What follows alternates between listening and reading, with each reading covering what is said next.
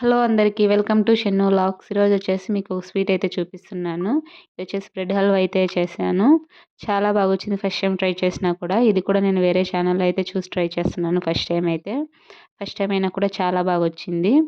దీనికోసం వచ్చేసి bread pieces అయితే తీసుకున్నాను. ఫ్రెష్గా కంటే ఒక టూ డేస్ అలా అయితే డ్రై అయిన బ్రెడ్ అయితే చాలా బాగుంటుంది. మరి ఎక్కువ డ్రై కాకుండా 2 డేస్ బ్రెడ్ అయితే చాలా బాగా వస్తుంది దీనికి హల్వాకి. ఇలా 10 పీసెస్ అయితే తీసుకొని ఎడ్జెస్ అయితే కట్ చేస్తున్నాను. మీకు కావాలంటే ఎడ్జెస్తో కూడా అలాగే వేసుకోవచ్చు. ఇలా పీసెస్ సపరేట్ అయితే చేశాను. చిన్న చిన్న పీసెస్ లాగా అయితే కట్ చేసుకున్నాను. ఆయిల్లో ఫ్రై చేసేకి ఈజీగా ఉంటుందనేసి ఇలా పీసెస్ అన్ని కట్ చేసుకొని ఆయిల్ అయితే హీట్ చేసుకోవాలి. ఆయిల్ హీట్ అయిపోయిన తర్వాత మరి ఎక్కువ హీట్ అయిపోతే మాడిపోతుంది. లైట్గా మీడియం ఫ్లేమ్లో పెట్టుకొని హీట్ చేసుకోవాలి. చూసారు కదా, ఇలా కలర్ చేంజ్ అయితే సరిపోతుంది వీటికి. ఈ ఫ్రై అయ్యేకి ఎక్కువ టైం ఏం పట్టదు. ఒక 5 మినిట్స్లో అయితే ఫ్రై అయిపోతాయి. చూసారు కదా, ఇలా కలర్ వస్తే సరిపోతుంది. మరి ఎక్కువైనా మాడిపోతాయి. బ్రౌన్ కలర్ వచ్చాకైతే పక్కైతే తీసేసుకోవాలి. ఇలా మీడియం ఫ్లేమ్లో అయితేనే ఫ్రై చేసుకోవాలి వీటిని.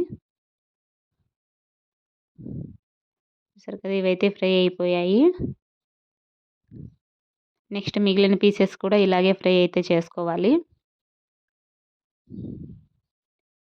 స్వీట్ ఎప్పుడైనా తినాలనిపించినప్పుడు వెంటనే అప్పటికప్పుడు చేసుకోవచ్చు. చాలా సింపుల్గా అయిపోతుంది.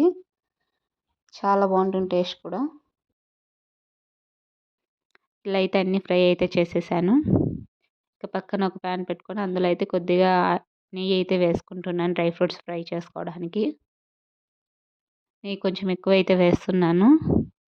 మీరు నెయ్యి తినని వాళ్ళు లైట్గా ఆయిల్ అయినా ఫ్రై చేసుకోవచ్చు. డ్రై ఫ్రూట్స్ నెయ్యిలో ఫ్రై చేసుకుంటే టేస్ట్ చాలా బాగుంటుంది. ఇందులోకి బాదము, జీడిపప్పు అలాగే ద్రాక్ష వేసి ఫ్రై అయితే చేస్తున్నాను.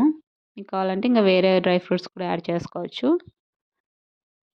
ఇవన్నీ బాగా లైట్గా అయితే ఫ్రై అవ్వాలి.